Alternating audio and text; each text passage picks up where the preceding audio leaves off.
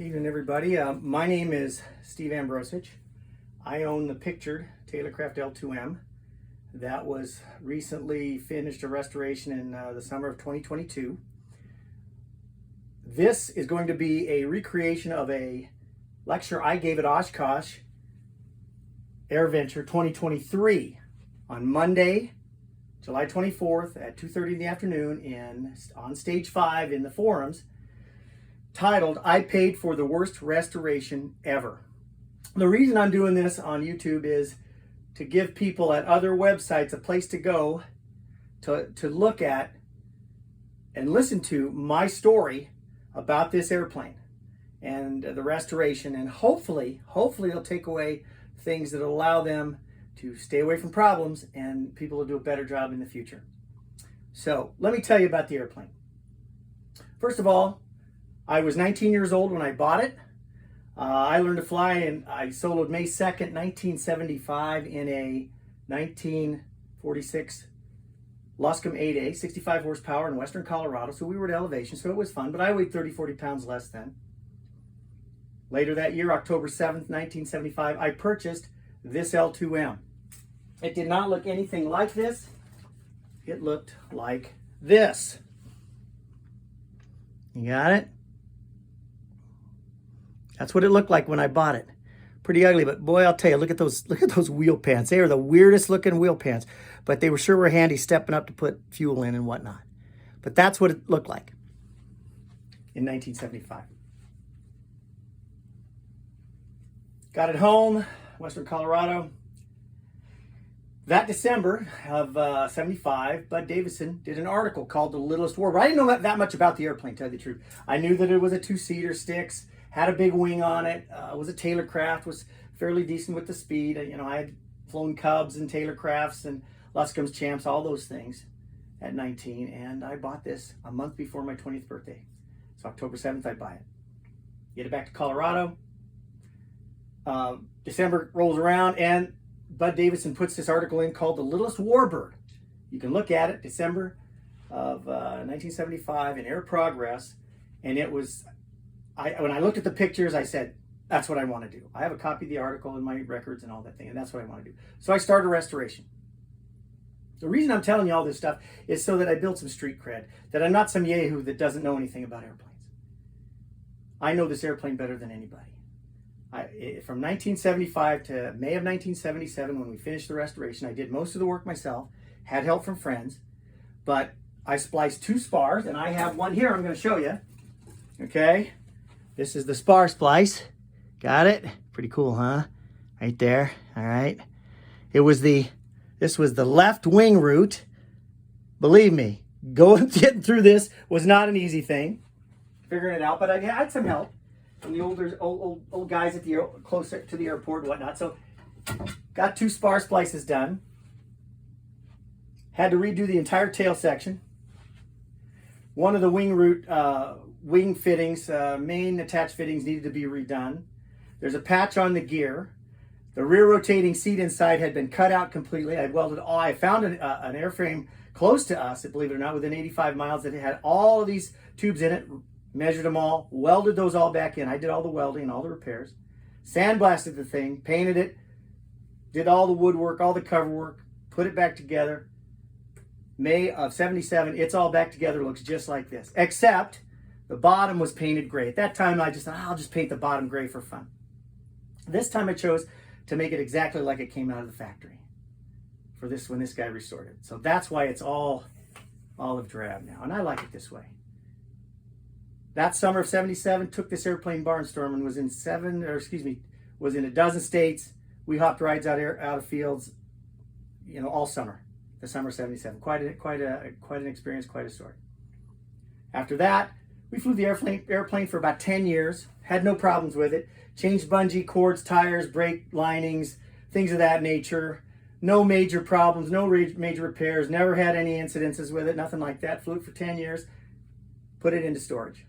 Was in storage for 30 years. September of 2015, I handed it over to the restoration guy. And I checked him out. I talked to people, and they said, yeah, he does a good job, and you know, he's easy to work with and whatnot, and all those things. I said, okay. Also, it was close to where my brother lived, so it was an easy thing.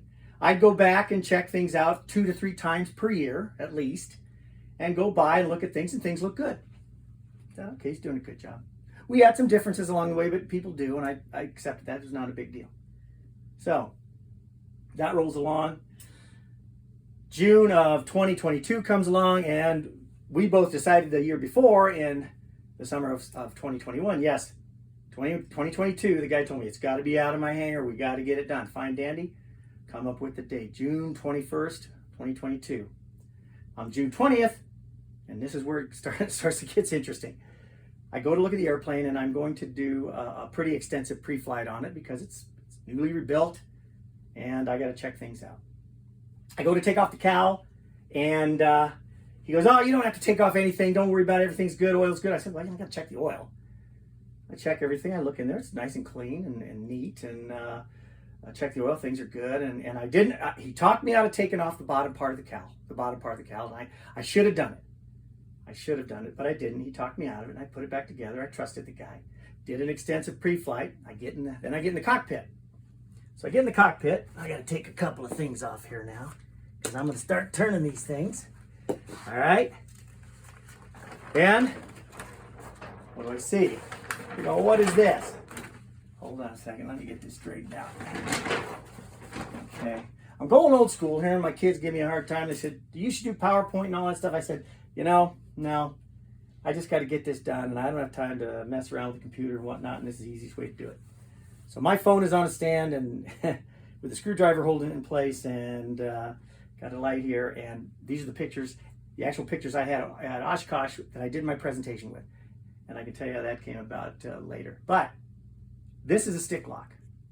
L2As, Bs, and Ms, to the best of my knowledge, they all have a stick lock. This is spring-loaded, and it flips back. I get in there, I grab the stick, and I move it around, and my hand rakes right into this along with the stick, starts hitting this structure here. I said, dude, and that's the rebuilder's name. You're not going to hear his name or his physical location. You won't hear that here now, but people will figure it out. Anyway, I said, my hand's hitting here. The stick is hitting the stick lock. And I have to tell you some of the things he said, because they were so just amazing. He said, oh, you'll never push your stick that far forward. I said, give me a wrench, and I fixed it. This is a little, all I had to do was loosen, there's a nut back here, loosen it, tip it back 15 to 20 degrees, was out of the way and fixed. This was an airworthiness problem right here. If I'd have left it that way, that would have been really, really stupid, but fixed it. Anyway, sit down, put my feet on the rudder pedals, put my feet on the brakes. I push the brakes. The brake pedals go forward, and they stick forward. They don't come back. They do not retract. And of course, I go, hey, dude, what's going on here? He goes, oh, those brakes never worked anyway. He goes, here's what you do. Here's his remedy. Reach down next to your seat, because it's a tandem, and just take your hand and push the pedal back, as if it mattered anyway, because the brakes didn't work at all. They did not work at all. I said, all right. Now you're going to probably say, now, Steve, why'd you take delivery? Why'd you take delivery of an airplane? Obviously, things were kind of, whacked out. I said, well, I learned to fly when I learned to fly in that Luscombe. The guy that taught me how to fly without brakes. You don't use your brakes. Run up, you can use your brakes, but taxiing, landing, didn't matter what kind of winds were there. When we landed in them, we stayed with it, or we meant to go around, came in again, or landed on another runway. I mean, that's the way I was taught to fly. So I thought, okay. And I want to brag a little bit here. I once picked up a J2, stock J2 in Santa Rosa Center, California, in 1976, 16769er. Flew it from there to Grand Junction, Colorado, or from there to, I went to Las Vegas. Another buddy flew it from Las Vegas to Grand Junction. I flew it from Grand Junction, Colorado to Norman, Oklahoma, over the Rockies. No brakes, stock J2 with an A40-4 in it. So I didn't have a problem with the brakes not working, just to say. But we will get into the brakes later, so stick around for when we get to that part, because it gets pretty interesting then. Well, I get in the airplane, I take off, I go to an airport close by, land again, and the sun's nice and up, and things are bright, and I take a look at everything, and I was close to my brother's house, so he could have come and got me, and that was the whole plan. make sure that he could come and get me if things didn't look good, blah, blah, blah. You understand that. I was within striking distance to his house. We could take the airplane apart. You can see why I did that. Look at everything, looks pretty good. Gas up, I'm headed east. It was restored in a western state. I live in Maryland. So I'm on my way. I get to Auburn, Nebraska. I land there. Crop dusters are flying all around. It's really cool. It's pretty hot out. It's June 22nd. No, excuse me, June 21st, 2022. I tried to get out of the airplane, and I had to break the door to get out of the airplane because he put the striker on wrong. It worked for a little while, and then it bound up. So this is what happened to the door in Auburn, Nebraska. So I get out. I thought, great. You know, I took my screwdriver out. I had some toolkit with me. Took parts and pieces out so I could make it work, at least work. And got out of the airplane and fixed it well enough to get home. But he put it together wrong. And this is just the start. The other thing is, when he built the door, get this, he built it the exact size of the door jamb, the hole, so that it would, when you push it in, it would just go into the cockpit. And I said, dude, this is supposed to have a rim around it to catch the edge of the fuselage and stuff. Oh no, it's not. No, this is right out of the manual. The Army manual, that's how it's made. Well, if you ever see the airplane, you'll see what he had to do. He had to put a piece on the bottom, a jerry-rigged piece of aluminum on the bottom, so it catches the fuselage and stops. So here's another picture of how I had to pull it apart, the door jamb to get it fixed. And you go, oh, Steve, this is nothing, so what? The door doesn't work. Well, then, flying along, it's June 22nd now, June 20th, along that week, and I get weathered in Bedford, PA. The next morning I get up, things look good, and I said, you know what? Sentimental Journey was that week, and I'll give you a sidebar little thing here. I said, I'm going because why? There are a couple guys there that have L2Ms. I've been running into these guys for years, the last 4 or 5 years, telling them about my airplane. Saying, yeah, I'm getting an L2M restored. That'd be really nice. I'm going to be here with you guys at the Reading World War II fly-in. They would go, and I'd catch them at Sentimental Journey. I'd catch them at Grimes Airport at Golden Age Aviation. And we'd talk, and I'd tell them they thought I was some kind of yahoo, probably, until I show up at Lock Haven, land.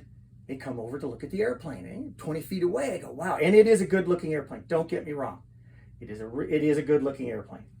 L2s in general are a very good-looking airplane with the greenhouse and their lines and stuff like that. So he comes up, and what does he discover? Well, he discovers this right here. And you go, well, so what's wrong with that? Well, here's what's wrong with that. The pin, this pin in the middle here, not the clip, the pin is supposed to go backwards. And you're asking, well, what difference does that make? Well, I'll tell you. When it's set up correctly, this piece holds this piece back. If you're flying along in this configuration and that pin, this clip, falls out, or for whatever reason this fails, the bottom half of the cowl falls right into the prop. And this is not a theoretical thing. One time I forgot to put the pins in, and guess what? We had to dress the prop out because it scratched it immediately. It happened immediately. We fixed it, no problem. Lesson learned, my bad. Get it?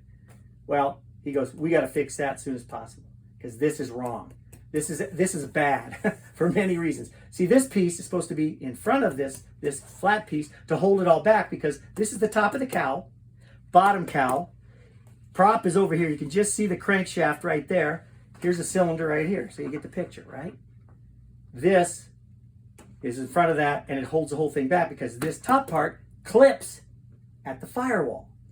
You can understand that. If you know airplanes, you know what I'm talking about. So that's the first thing he sees. Then what happens is he gets in the cockpit, and I don't have a picture of this. I have to explain it. He gets into the cockpit, and he pulls the spoiler handle, and the spoilers stick up. They just stay up. Immediately, he said, look, Steve, these were not mounted properly. He starts to look at the rods and the spoilers and goes, whoa, listen, let's try to get these back down, which we did. We got them down, and he said, you cannot use these. If they stick like this, if they bind like this, and you can't get them down, you're going to have your hands full. And I said, okay. Now, I did not use them at all flying back because I was going to get with these two guys because they have two, each one of them. Well, the one is my IA now. They both have L2Ms with operating spoilers, and I was going to ride with them, and they were going to coach me on it before I ever tried it in mine. So, you know, common sense approach. Thank the Lord I did not pull those things, because if they bound up and you couldn't get them down, you would have your hands full, because 30-40% of your wing lift is gone immediately. So he took note of that and he said, Steve, we placarded them inoperable. Spoilers inoperable. So there, you know, I'm in Lock Haven. He says, look, you can get home, and then, I'm getting ahead of myself. So I get home, fly home from Lock Haven, land. I said, okay, I'm gonna change the oil. So I pull the cowl off, completely off, and realize that, actually I realized it in that first stop that the cowl clips didn't work right, because when I stopped that first landing to check things out early in the morning, two of them, one on each side, did not line up at all on the thing, but it was still safe. It still held together, you know, the right way and everything. So I didn't have a problem with that. I could fix those down the road. But that's why he didn't want me to take the bottom half of the cowl off, because somehow he got them together. I don't know how, but you shouldn't have. I mean, they were ½ inch off with respect to the Boeing clips, trying to get through the slots they were supposed to go in. But anyway, get home, take the top cowl off, take the bottom cowl off. I start to look around, and what do I discover? Now, we're going to work firewall forward here. All of this stuff is firewall forward until I say we get in the cockpit. What are you looking at here, okay? There are quite a few things here to look at. This is an engine mount tube. Firewall's down here, goes up, boom, to the motor mount on the engine, right? This piece was round like this. I crimped it. At the time, I didn't think it was going to be a big deal, so I didn't take a picture of it. But what this guy did is he tightened it. There's the bottom bolt. It goes from the exhaust stack up to the heat muff up here. And he took it and tightened it so it bowed over this piece right there. And in 15 hours of flying, and he knew it was touching because he put this tape here to protect the tube. Well, look at that right there. Dime size divot worn into this from this. And you gotta ask yourself, now I'll give you a little better picture of just, okay? It's getting pretty thin in the center of this tubing. So I had to have this repaired. I had to go to a FAA repair station. And I'll show you the repair in a minute. But it gets better, or worse, if you will. If you look back here, what do you see? What is that? Well, that's ducting. What's wrong with that ducting? The ducting is black. And guess what it's hooked to? The exhaust muff. I talk to IAs. They all say, firewall forward, you use silicone. Well, this was fiberglass ducting. And what happened is that we had to pull that ducting off. There's the repair, by the way, on the. Now this is upside down a little bit, but you can see the repair on the tube. Here's the ducting. This was the carb heat ducting. This was hooked to the heat muff and was fried. You can see discoloration this far into that. And I have it right here. If you, I'm going to show it. Here you go. See, look at how torn up and ratty that tube is. When I grabbed that, I reached in, I undid the clamp, and I reached in right about here, and it just crumpled in my hand. It just crumpled. It was crispy. So we pull this, and see these little pieces? That's what came out of the inside, but a lot more than that. I put this on white paper to give you an idea. So, wrong kind of tubing, wrong kind of ducting, fried. And I mean fried. And we'll get into why, because like I said, wait for it. It gets better. Get that off of there. We had to change that out. Here's what came out. Here's what came out of that tube. And this is just a little bit of it. Because what happened is we were sitting on grass, and when I undid, I pulled it down to all this. It was quite a bit. Quite a bit of junk that came out of there. Now, here was the other problem. You're looking at the exhaust system out of, now this is restricted. Okay, if there are any spies out there, be careful. This thing saved the war, or saved us from the evil empires. You know what I'm talking about. The L2 is a significant, protector. But the problem was, and here's the deal. if you'll notice, this is an input, okay, for air coming in right there. And then you have the output here that goes to the heat muff, or excuse me, the heat muff goes here, or excuse me, that's the cabin heat, right? Then you have an input here for carb heat, and you have an output here for carb heat. That's your carb heat out. This is your carb heat in. They never put a second duct, never put a second entry point. They only put one inlet over here, and they didn't put one over there. That's why this tube burned. Because if you had two, probably the air flowing in, and there was on, by the way, on the baffling, there was an outlet for it, but it wasn't used for this because there was no place to put an inlet. It was supposed to be there.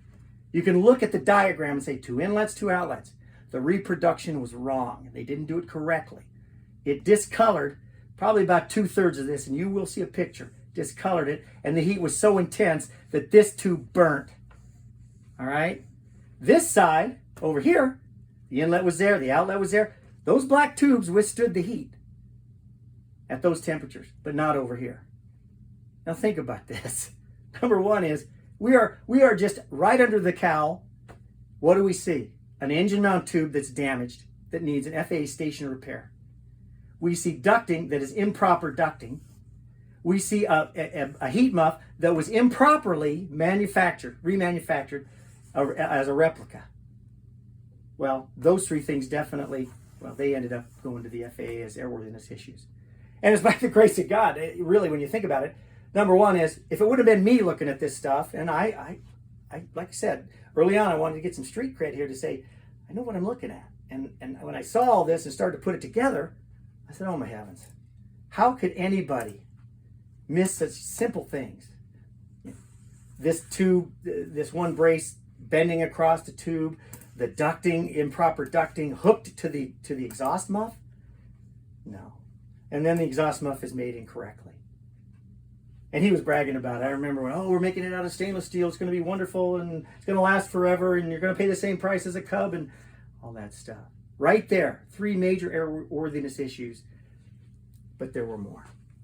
Not so much airworthiness. Well, they could be down the road. Again, if it wouldn't have been me looking at this stuff, who knows? Who knows where? They may have flown it for a year. That tube would have worn right through that tube completely, and then you might have had a problem. Hit some rough air.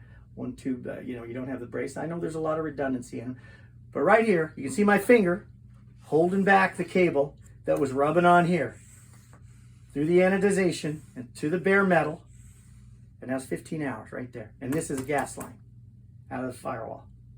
And guys, you know how easy it is to fix this stuff. Adele clamps, maybe put a rubber piece on here, a plastic piece, couple little tie wraps, and you're set.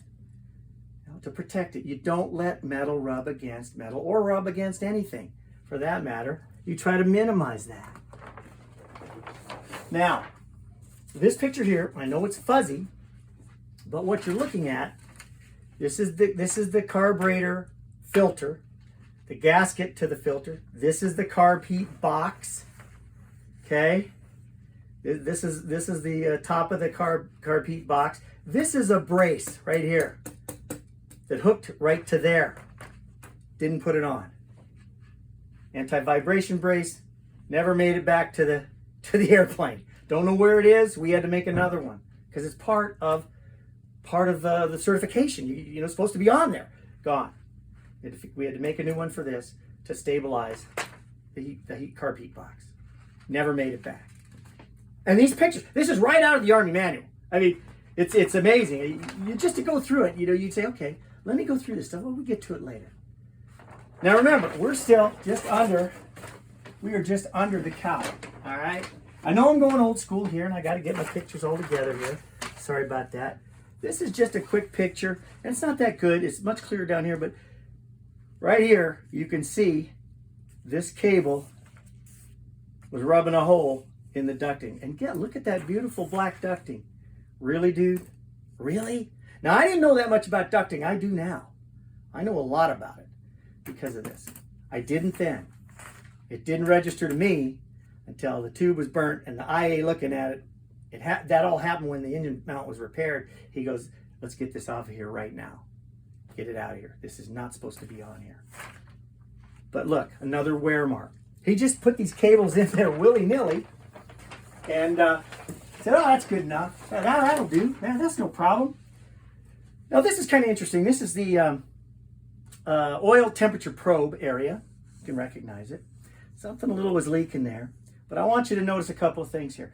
The closeness here, my mechanic was thinking that the reason in it was running hot. The thing ran pretty darn hot coming home from, when I was flying it home. And, 95 degrees centigrade to 100 degrees in around there, right in there all the time, if I were running a higher RPM. But notice the discoloration of the heat muff. It's clear right there, coming over. Look at how brown it, you know what I mean? And this stuff, this was just some minor stuff. But what we had to do when we redid the heat muff, of course we put another inlet, but we cocked it clockwise to pull it away from here, because my mechanic felt that heat off of this section of the heat muff may be affecting what temperature we were getting. And he may be right. Because now I'm running 10 degrees centigrade better. The engine is running cooler, or registering cooler. Something else we had to do. But you can see the discut. Look you see that? Amazing. How hot does it have to be? I don't know the temperature. I know the temperature is now inducting what they should be. So, what were some of the other repairs I did? Every cable in here needed to be Adele clamped. Okay? Every cable. Every one of them. There's your heat muff right there. This right here is your outlet for your carb heat. And I believe that might have been the tube that was damaged right there. But there are my Adele clamps. I'm kind of proud. That's a good picture. Look at that. And this is, you know how hard it is to do this stuff. You're working up in there, you're standing, okay? And I had to do all this. And we're still firewall forward here. Now, this is where you look at that clip I was talking about. This is the top of the engine. This is the top up here. This is the bottom, all right? This is the cowl right here. It's the bottom cowl. This is the exhaust outlet right there. This is the boot cowl, all right? This Boeing fastener did not line up at all with this. This was anterior forward about a half an inch or 3/4 of an inch. It would not line up. Although he got it to line up. Now think about it. He had to really put some bend or pressure in there. That's not the way you do things in aviation. You want them to slide together nicely and just stay there. And that fastener is just supposed to hold it, just snug. You know how things are supposed to fit. That's the way. Well, there's another picture I have. It's the same area. Now here we go. Again, folks, attention to detail was lacking, and craftsmanship was lacking. Again, here's the clip that doesn't line up. Okay, and some of these are having problems too. They don't work, they don't line up that well either. But a little bending here and there, and you can probably get these to work pretty darn well. And I have a tool to work with these. They're not too bad. But look at the boot cowl. It comes out and bows out here. Okay, it's not supposed to be that way. You know how boot cowls are supposed to fit. It's supposed to fit nice and snug. All right. Very, very poor workmanship. Now let's hold on a second. I'm gonna have a little drink here. Let's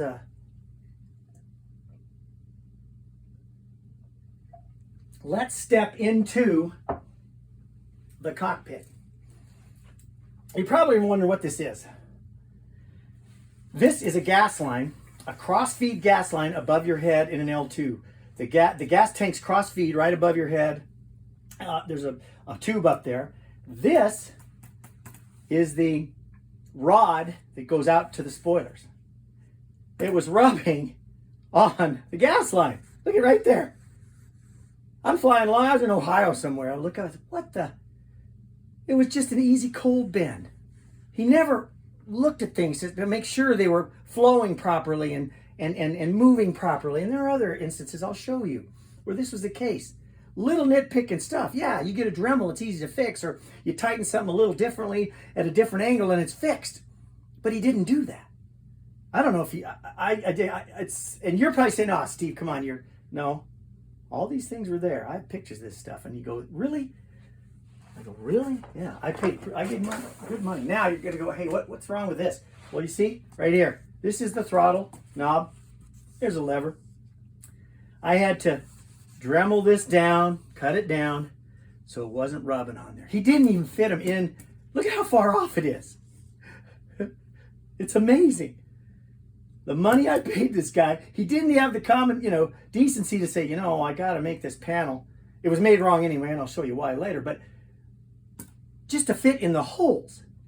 Just to fit in the hole. He didn't even take time to make sure that it fit okay.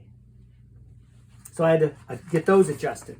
And also on the trim. The trim was the same way. You can see the trim is rubbing here. There's a throttle that was rubbing there. But this picture is telling picture because in this picture you go, man, that looks good. That's good altimeter. You got your placard. Well, there's some placards that are missing that are really, really huge in an L2, and one would be spoiler handle right here. And why is that important? I'll tell you why. Because over on the other side is the brake handle, and they're exactly the same. And if you don't label them, and in this airplane, if you just happen, and there's the cable going to the spoilers, if you happen to pull this inadvertently and thinking it was the brake, the emergency brake, park brake, you'd have your hands full. Not labeled. Number one. Number two, over here, they're supposed to be, don't pull spoilers until you get to certain speeds. A warning right there. It's there now. But now there's an in-op sticker on this. And as far as the emergency brake, the brakes didn't work anyway at the time. And he didn't even take the time to try to hook that up right. The cable and the handle to the emergency brake. Okay? Again, attention to detail. And now we're in the cockpit. Now what's this picture? And what are we looking at? Picture yourself in the rear seat. You're in the greenhouse. You look up to the right. What do you see? This is an aileron push rod. Well, guess what? It's rubbing against the plexiglass. Okay? Easy fix. Dremel it, get it bigger, not a big deal. Okay? No big deal. On both sides, it was rubbing. Both sides. Then, to further, if you look closely, you can see a little rub there. When you deflected to the right fully, here's what you saw. You see that bolt right there? It hit the bolt. It hit the bolt and was rubbing on the bolt. And this is visual. This is sitting in the rear seat. Now, I'm not the tallest guy. I'm 5'8".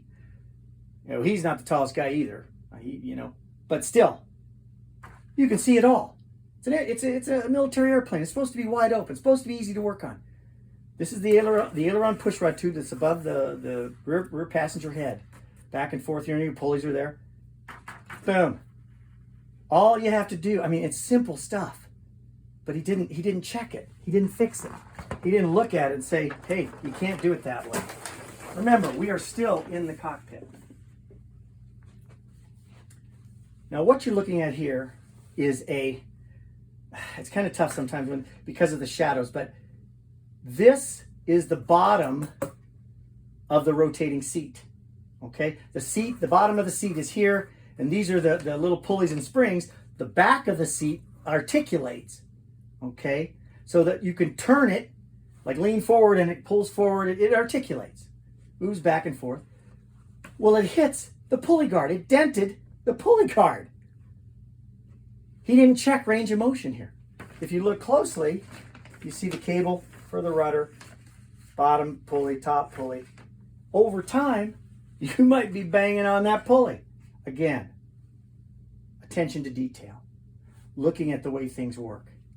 Amazing. So this will be easy to fix, but there's a little more to this than just that. A little more telling. Again, it's a telling thing. You look at this, you know what? This is the back of the front seat. You say, oh, that's cool. This is a rear stick.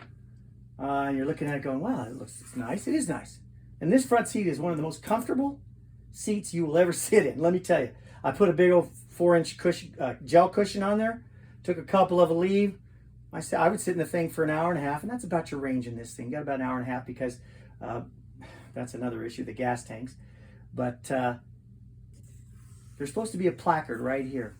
When I restored this thing back in 1975, I went to the FAA and said, you know, I know in the past they said you're supposed to bolt that seat forward so it can't rotate, but I would like to put it back in. What can I do to put it back in? They said, look, we will issue you a 337. And they did, and they gave me a placard to put on the back seat that said, I can't remember what it said, but it's supposed to be here with the rotating seat. The restorer did not go back through the records and read the 337s that were done in the past and all the repairs that were done in the past to do it properly. He did not do that. He admitted it. I know it's a he said, she said thing, but he admitted that, oh, I never saw that. Well, it's kind of important because technically with the rotating seat, if you don't use it, fine. You can put a placard on it, no problem. But that placard is supposed to be there. And to the best of my knowledge, I'm the only one with that type of 337 for L2s, according to my IA, who's had an L2 for many, many years, an L2M.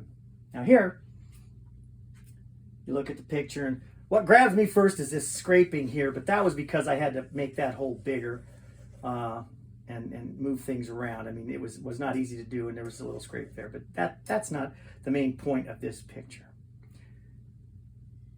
The reason I was going into the cockpit in the first place, and I'm doing this in chronological order, was why? To fix the brakes. To investigate why the brakes did not work properly. Well, I found all of this stuff. Well, for the first thing, the manual, the Army manual, and he always rammed down my throat, the guy that restored. I'm following the manual. It's right out of the manual. He goes, oh, this is going to be just like it rolled out of the assembly line. So he told me, I don't know how many times. I said, okay. And I said, all right. And so it says in the manual for the brakes, I had a little loss of concentration there, you've got to take the floorboards out. And this is a huge deal. You know, oh, well, no problem, take the floorboards out. Oh, really? Huh. First of all, let's take a look at this picture. If you look closely, you got a scrape mark here. You got a scrape mark there from this hookup, which was hooked up wrong. I don't know if so much of it's hooked up wrong. The problem is several problems. Number one, he let this go. But number two is this panel, and this is on the left side of the cockpit. And you know, all your control panels are here, your mag switch, your carb heat, mixture control, all that stuff is right here in a panel. It's only supposed to come down to there. You can look in the manuals and see. They only bring the fabric right down to there. Well, he took this all the way to the floorboard. What does it cause? It causes problems because he didn't do it right. Oh, wait a minute. Well, to fix this, you got to get these bolts out. Huh. How do you get these bolts out? Dang, you run into... Well, let's take the rudder pedal out. What? I had to cut the head off that bolt right there to fix this. Why? And I'll tell you why, and it makes sense, even more sense when you look at some of the other pictures I have. Here's what he did. He took the floorboards, fabricated them, put them in, then he put the rudder pedals and brakes, all the hardware in, okay? And then he covered it. That's what he did. And you can see that here by the fact, well, look, you're supposed to be able to pull the floorboards out while the rudder pedals and all this stuff is hooked up. You can't do that here. Look, you ain't getting it out unless you take these out. And that's just the back side. But look at this. I had to cut the bolt off, the nut, the head of that bolt off to get that off of there to work on this. This is how ridiculous and thoughtless. And there's a picture of the bolt right there. You see, it runs in. Get your Dremel out. And let me tell you, that Dremel tool is a gift from God. I'm telling you what. Had to do that to get that out. But it gets better. It gets better, folks. I'm glad we can laugh about it. I go into the front rudder pedal. What do you see here? This is the left front rudder pedal. The bolt is rubbing down to bare metal in the front. This was put on improperly too. Entirely. He did it wrong. Okay? He did it all wrong. And my mechanic looked at this and he said, oh man. Now, we'll get to another picture that is even more telling, but look at the rudder pedal. How are you going to get this? How are you going to get the floorboards out of here? We'll go to the next picture. Now, this was on both sides, by the way. Both sides, left and right. Just quickly, this is the gas gauge. People talk about originality. In L2s, this is supposed to be behind here, okay? Or some way behind it, so that you look through the gas at these lines. If you look through the gas at a line, it will level out. But one side will be up, the other down, but in the middle where the gas is, it'll level out. So if you see lines that are straight like that, well, there's no gas there. You get down here, it comes like this, levels out, because it's physics, man. It's physics. Diffraction, refraction, one of those things. I learned about it one day. But it's in rock, not original. Another quick look in the cockpit. That bolt right there is up against this tube. This bolt is the mount bolt for the brace on that bowling clip that doesn't work right. I had to reverse these bolts right here. Simple stuff, but it's common sense. Had to sit there and look at it. Okay, put a little paint there, take care of it. You know, it was rubbing against the tube. Now this picture here is where you look at it and you go, well, Steve, that looks beautiful. I mean, look, you got this beautiful heel plate. You got oh man, it's pretty. Now your rudder rudder cable is missing on this. It was out by then. But the manual says you got to take the floorboards out to work on the brakes. In this configuration right here, to do that, you'd have to take the engine off, take the boot cowl off, and then you could get to the bolts to take the rudder out and then work on the brake. Or get to the brake below. Because why? Because the way he assembled this, he put this in first, put these in, covered it, and then he didn't put any inspection covers where they were supposed to be. In the manual, the Army manual is absolutely perfect in its description and pictures and diagrams of where all inspection covers go on military airplanes. It's as clear as a bell. We'll get into some other of that on the wings later on. So anyway, guess what I had to do? I had to get my Dremel tool. Remember, when I did it in the 70s, I covered it, and then I start to put things in, okay? Started to put things in. So it had to be where I could get stuff out easily, and it was done right. I have to say it was done right. We had no squawks like this. We didn't have any problems with brakes or anything. We flew it for 10 years, pretty much flawlessly. Now, so that's the problem there. Now, this is just to show you, see, that you're not getting that floorboard out unless you cut a bigger hole here. You can't get it out. This is the rear left rudder pedal, okay? And you can get those rudder pedals out because the bolts are above the floorboards, but the front ones, the bolts are below the floorboards. You can't get to them. It's very, very difficult to get to them the way he did it. Here we go. Took the Dremel, cut this, cut this, cut this, cut these back and that back, and a notch there. I could get it out now. This is your front right floorboard. So now the rudder pedals now I can get to the brakes. Now, get that stuff out of there. Pull the floorboards out. And here's what we see. The brake pedal was literally pulling metal and causing a blister on the boot cowl. The reason, and look at all the sawdust. You can see the sawdust and everything all over there because I had to do a lot of cutting. Look at that. It's taken metal off of the boot cowl on both sides. So of course the pedals weren't going to come back. They're up against metal. And once I discovered this, you could see the blister from the outside. As you move the pedal back and forth, you could see the oil canning of the boot cowl. And you go, now, think about this, folks. Just throw that boot cowl on there. That's fine. Oh, those rudder pedals or those brake pedals stick? They never worked anyway. No problem. And mind you, I paid a bunch of money. This was not a discount operation I was working with here. And I never questioned one invoice. Not one. I paid them all. We had differences at times about stuff, not major ones, but I never questioned an invoice. I always paid it, and he was paid on time. But this is what I discovered on both sides. So what did we have to do? Initially, I had to cut a hole in the brand new boot cowl. Okay? And we ended up putting a couple of blisters on there. So mine is the only L2 in existence that has two blisters. All right? And now that added, I don't know, 30, 40 knots cruise on that bad boy. No, you think? That's a joke. Just kidding. That's a joke. But this is what I had to do. Little technical point. Some people are saying, why didn't you rivet them? No, dude. You want access in airplanes as easy as possible. You mean I can put some screws in here and pull that baby off in a minute or two, take a look in there? Oh yeah, that's what I want. One of my buddies goes, why didn't you just rivet them on? I said, no. Not if I can do it this way safely. So think about this, folks. I had to cut holes in here just to get the brakes to work. Now, of course, once they did that, yeah, they came back easily. And there were springs missing that he didn't put on that retracted them. Those I had to buy those and put those on. He didn't even put those on. So, I mean, you're going, now wait a minute, Steve, you sure all this stuff happened? I said, well, as these pictures are my witness, take a look. Now, we're coming out of the cockpit now, and we're on the gear. This is the right gear leg, whatever.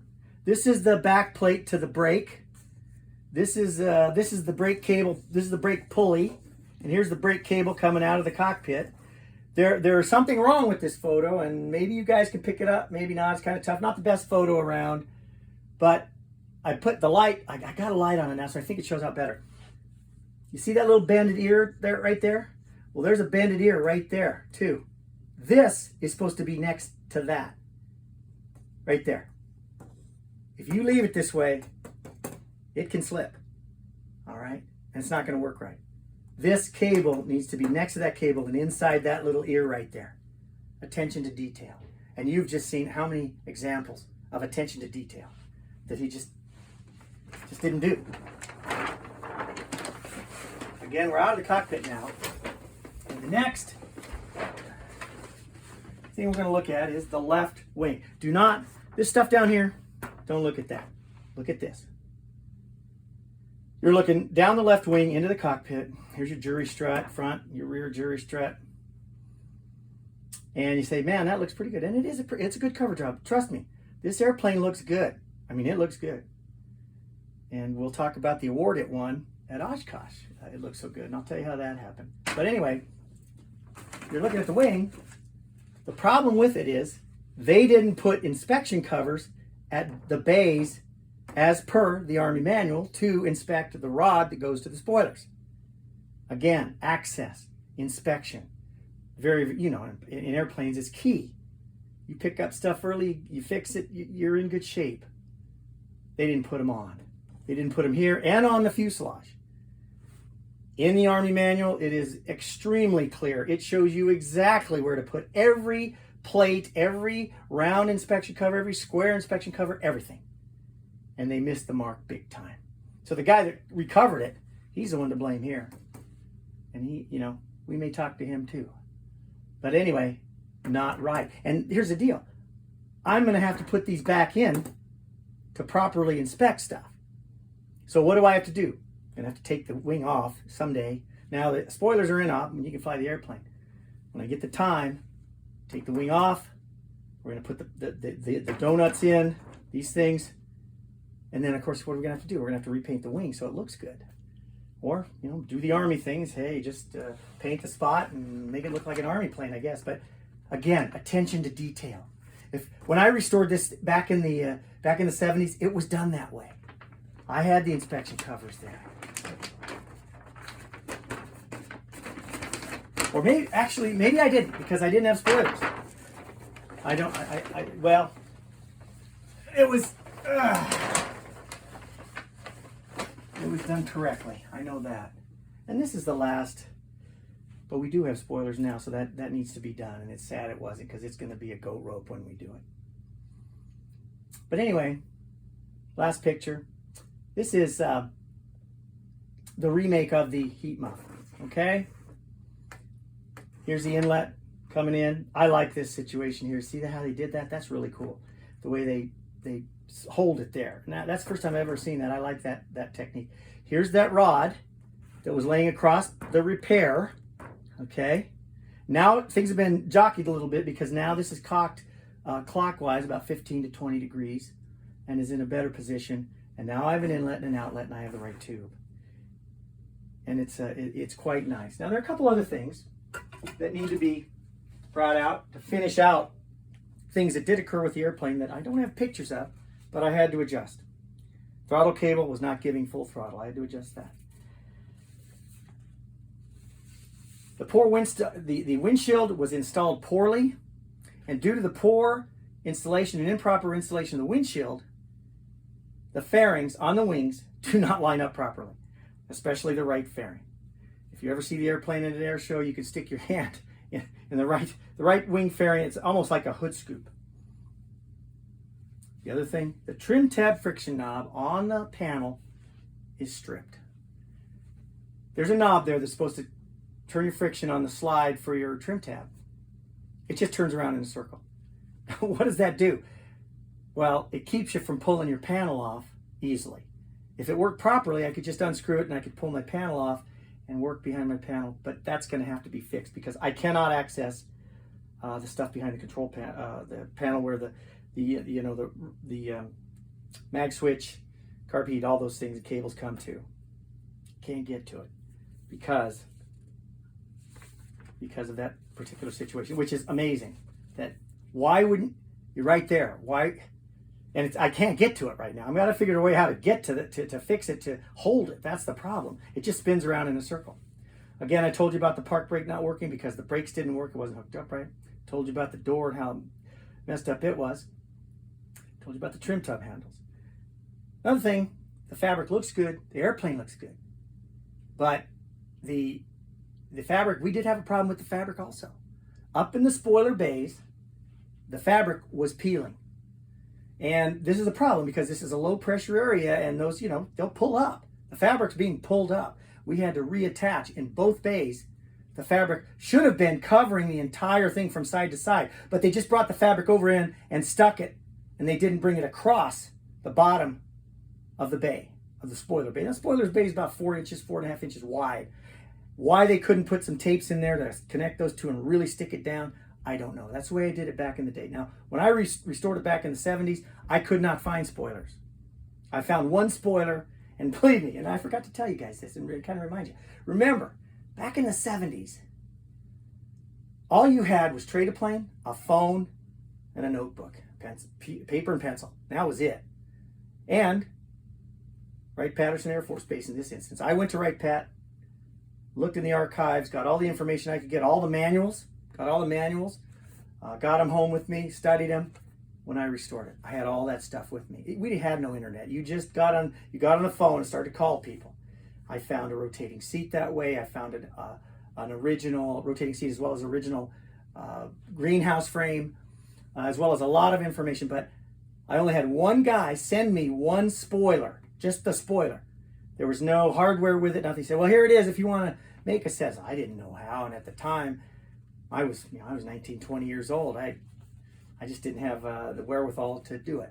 Over the years, it was Huish was his name. He had the type certificate. He made kits. We bought the kit, stored it with the plane. Now it has spoilers. Of course, they weren't put on correctly, but we'll get to that, and we'll get that straightened out someday. Those are all I don't know. I don't know if you've been keeping count, but those were all the things that occurred with the airplane. Now you're going to say, well, what about the mechanic? What did you do? What did you do? Well, when I got it home, I started to go through this, find all these things, and I put together an email with about 25 squawks and pictures and problem numbers and everything. And my daughter and I, my kids are great at this, got me on the internet, and we sent him an email and said, look, we got some warranty problems here. And he was receptive at that time. He said, oh. I said, look, I can fix this. And trust me, I really do think I do very nice work when it comes to mechanics and stuff like this and bird dog and this stuff. And so he goes, okay. And I said, my time's worth something. So we came to an agreement where he paid me so much an hour. And I did send him one invoice. And that was in August. And he did pay it. And I thought, okay, I'm dealing with a decent guy and everything. We're cruising along. Well, in early September, I due to circumstances beyond my control, I could not work on the airplane anymore. So a month went by, a month or two, and then I wrote him a letter, said, look, why don't we just figure it's going to be this many hours average. I will just send me a check for this much. I'll keep track of my hours. You won't owe me anything else, okay?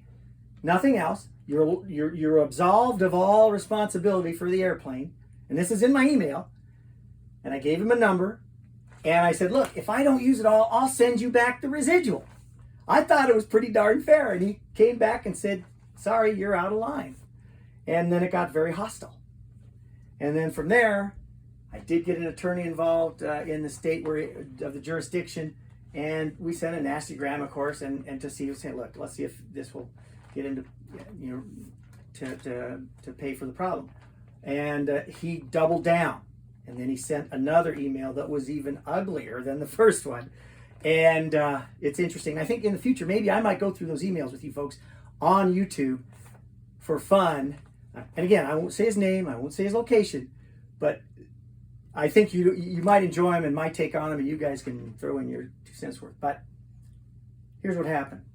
When all that occurred, and I gave this to my mechanic, my IA, who has an L2M of his own, and he started to look at the airplane. It became very obvious that, obviously, you can see that we had to go to the FAA. There was just too much. I can understand some things, wear and tear, some adjustments here and there. And the restorer guy, the dude, if you will, has offered, oh, just bring it back. Well, I'm 1,500 miles away, 15 to 1,700 miles away. I'm not, if I did, I'd have to take the wings off and haul it there because it was airworthiness stuff. Number one, or get a ferry permit. And number two, I don't want him working on my airplane anymore. He had it for 6.5 years. And I said, no, that's not going to happen. That's not going to happen.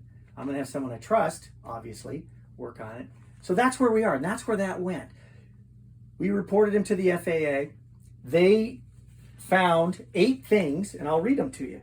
The spoilers, the brakes, the rudder pedals, the windshield, the motor mount, improper ducting, heat muff exhaust made incorrectly, and the cowl pins. The jurisdiction here where I live sent it to the FSDO jurisdiction where the airplane was restored. About end of May, I got a letter from the FAA that said, we will investigate.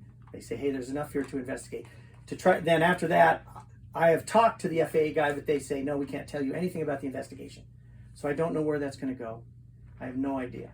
But I'm going to stay with it, and we'll go from there. The other thing is that the airplane does look very, very good. And let me show you something. I took it to Oshkosh. And guess what I won?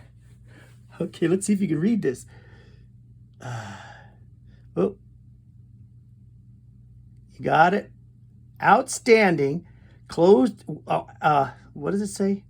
World War II era, outstanding closed cockpit monoplane. Steve Ambrosich, EAA. 1943 Taylorcraft L2M N47283, Airventure 2023. Pretty cool, huh? And then, it is a very good looking airplane. And I'll tell you, I think the only reason that happened was because I got there on Saturday, the 22nd. About 10 a.m., I pulled into my park spot, I camped there. And that afternoon, a really big thunderstorm came right over the field. And I mean, right, just nailed us. And I think it washed off because there were oil splotches all over the airplane because the blow-by in the engine's fairly significant, and the jury's still out on the engine. The engine does run quite smoothly, but the jury is out. It still has considerable blow-by, and you follow it. Engines take time to build, have leaks and stuff like that. So we're at about 50, 60 hours on the airplane. We'll see from there where that goes. But that storm literally cleaned that airplane off so nice. The judges came by and I won the award. I could not believe it. Well, then, a couple weeks later, I went to a charity fly-in at Cherry Ridge Airport. It was the inaugural plane show, and I won, wait for it, the People's Choice Award. Right there. Pretty cool. Very cool.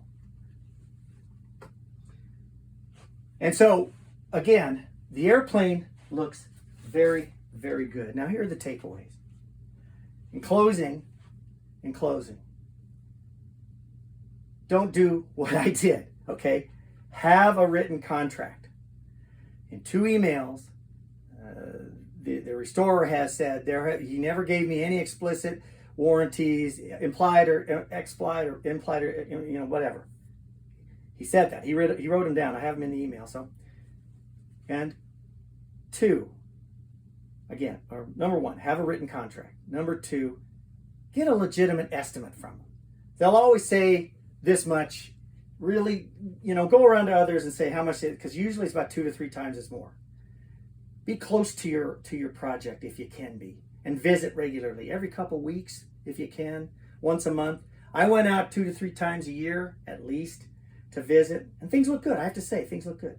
Watch the assembly and think through it. This guy made this a maintenance mess because of the way he assembled it, and I had to fix that stuff.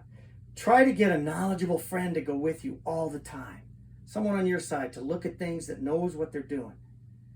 Have a warranty process, okay? To say, hey, if something doesn't work right, how are we going to fix that?